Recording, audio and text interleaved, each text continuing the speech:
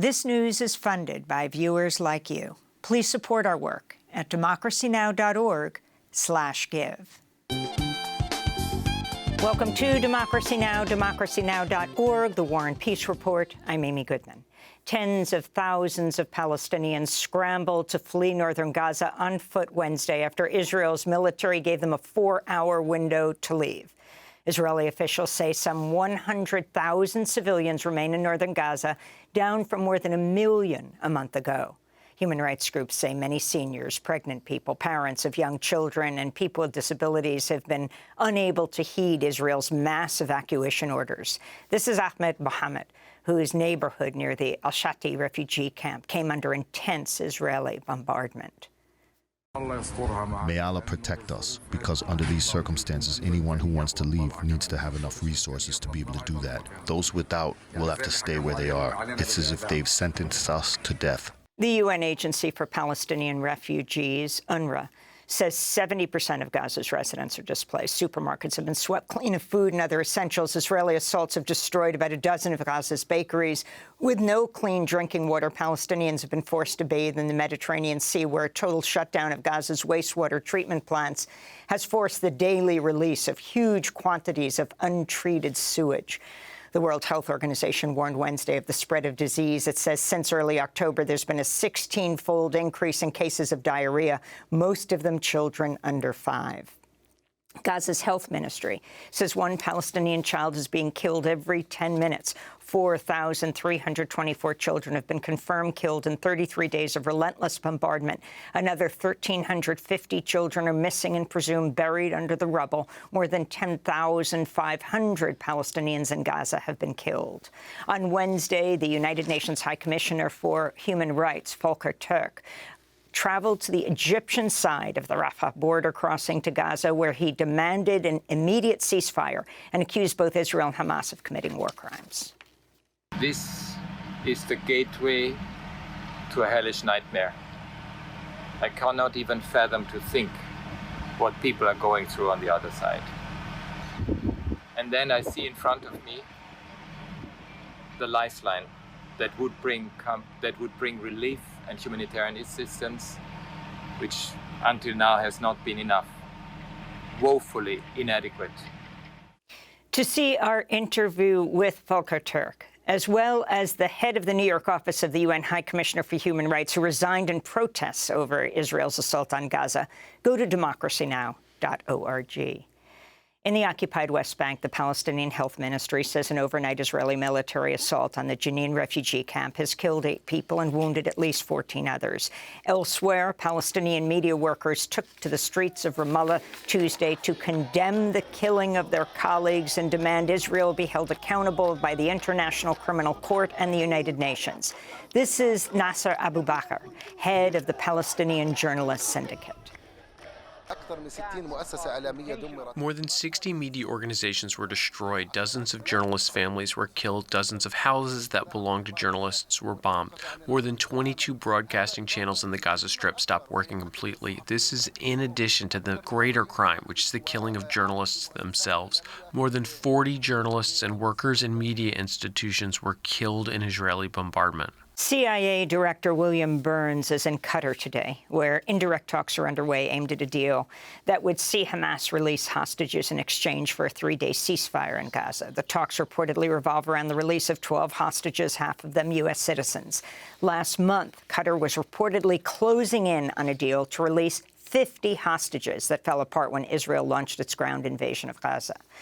Hamas has claimed more than 20 hostages have been killed by Israel's bombardment. It's believed Hamas is holding more than 240 people captive. Israel's Supreme Court has banned anti-war protests after residents of Arab-majority towns in northern Israel applied for permits to call publicly for a ceasefire.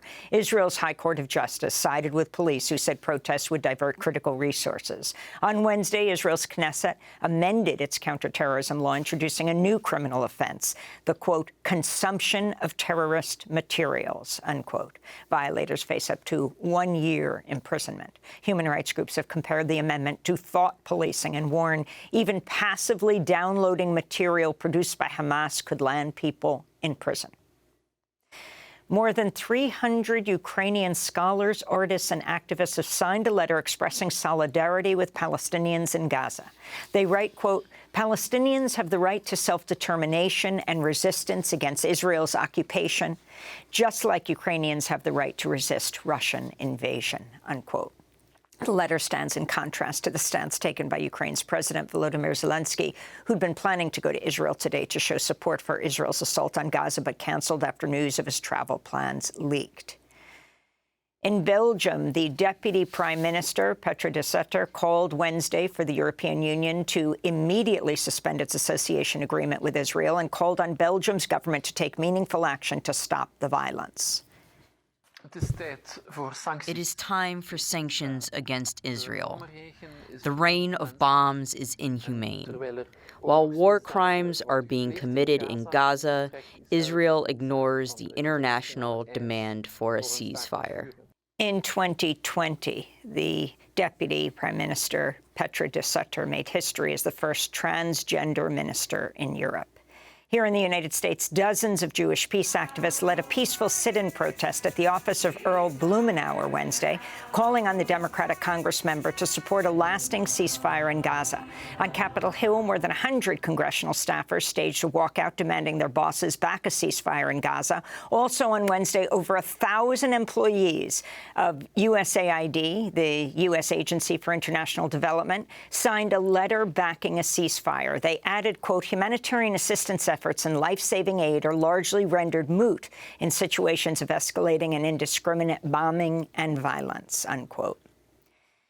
In Sudan, thousands have been forced to flee West Darfur as the Rapid Support Forces militia makes major advances in the region, seizing cities from the Sudanese army. CNN reports the RSF is killing and torturing various ethnic groups. Fighting between the country's military and RSF broke out on April 15th in Khartoum and has since spread.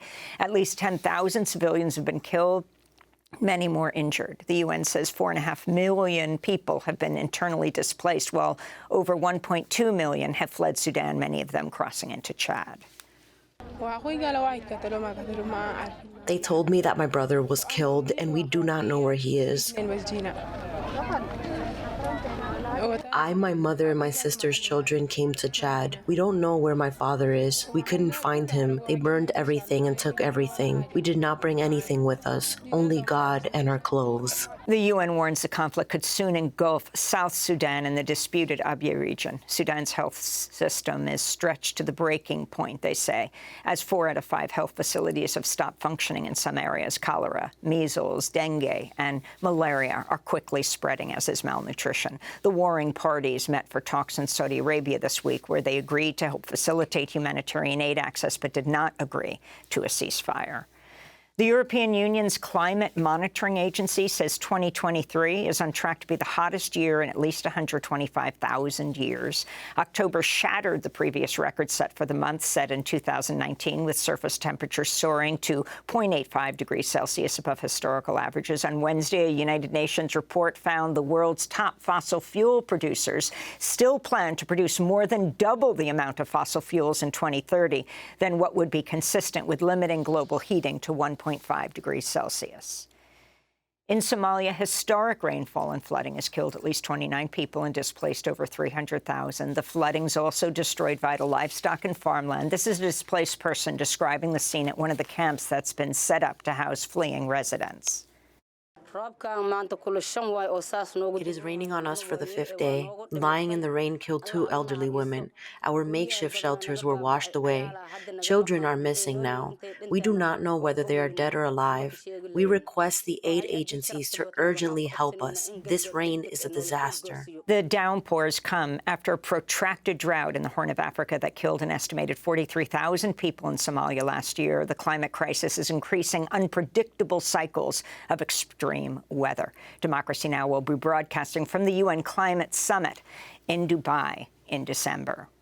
In Texas, an explosion at a chemical plant in San Jacinto County triggered a massive fire, sending plumes of black smoke into the sky. Authorities ordered a nearby school to evacuate and others in the vicinity to shelter in place. The plant belongs to Sound Resource Solutions, a maker of solvents for glue and paint remover. The chemicals processed at the plant are highly toxic and have been linked to cancer, among other serious health issues. Texas Democratic State Senator Roland Gutierrez said, quote, "Unfortunately, chemical explosions are commonplace in Texas. For decades, politicians like Ted Cruz have rolled back environmental protections and safety standards. Now our families, workers, and communities are left to deal with the fallout," he said. 5 candidates vying for the Republican Party's 2024 presidential nomination squared off in Miami, Florida, Wednesday evening for their 3rd debate. In one of the evening's most heated exchanges, South Carolina Senator Tim Scott pressed former South Carolina Governor Nikki Haley to commit to support a federal ban on abortions after 15 weeks. Haley countered she would, quote, "support anything that would pass Congress." Once again, Republican frontrunner Donald Trump skipped the debate in Miami. Instead, he hosted a rally nearby in South Florida where he mocked other candidates, praised Hungarian Prime Minister Viktor Orban as the, quote, "leader of Turkey," and confused North Korean leader Kim Jong-un with Chinese leader Xi Jinping. Kim Jong-un leads 1.4 billion people, and there's no doubt about who the boss is. And they want me to say he's not an intelligent man. Trump also said Hungary borders on Russia and Ukraine, which it doesn't. We'll have more on last night's Republican debate later in the broadcast. Meanwhile, the Minnesota Supreme Court has rejected a bid to block Trump from the state's Republican primary ballot next month. There are similar efforts underway in Colorado and Michigan to bar Trump from running under the insurrection provision of the 14th Amendment. SAG-AFTRA and Hollywood Studios have reached a tentative agreement ending the record-breaking 118-day strike. The deal includes an increase in minimum wages of 7%, a streaming participation bonus, higher pension and health contributions, and protections against artificial intelligence. This is Los Angeles SAG-AFTRA member Emily Kincaid, who highlighted the sacrifices made by union members to reach the historic agreement. We have a lot of our strike captains on the line that have been close to eviction and have had their only meal of the day be while they're striking. So it has not been easy, but we all have come together for a singular purpose, and we've all helped each other, and we knew we wanted to keep going until we got the deal that we deserved. And in Bangladesh, clashes between protesting garment workers and police led to the death of at least one worker Wednesday, while several others were wounded. Workers in the garment manufacturing hub of Ghazipur on the outskirts of the capital, Dhaka, have been protesting for weeks to demand livable wages. On Tuesday, authorities announced an increase in the monthly minimum wage to $113, up from $75. But workers, who are asking for a minimum of $208 a month, rejected the offer. This is Rahima Begum. Have you seen the price of potatoes and onions in the market? The new hike will not compensate for the deficit of our needs. It should be raised further. We have to pay rent, food, and children's education.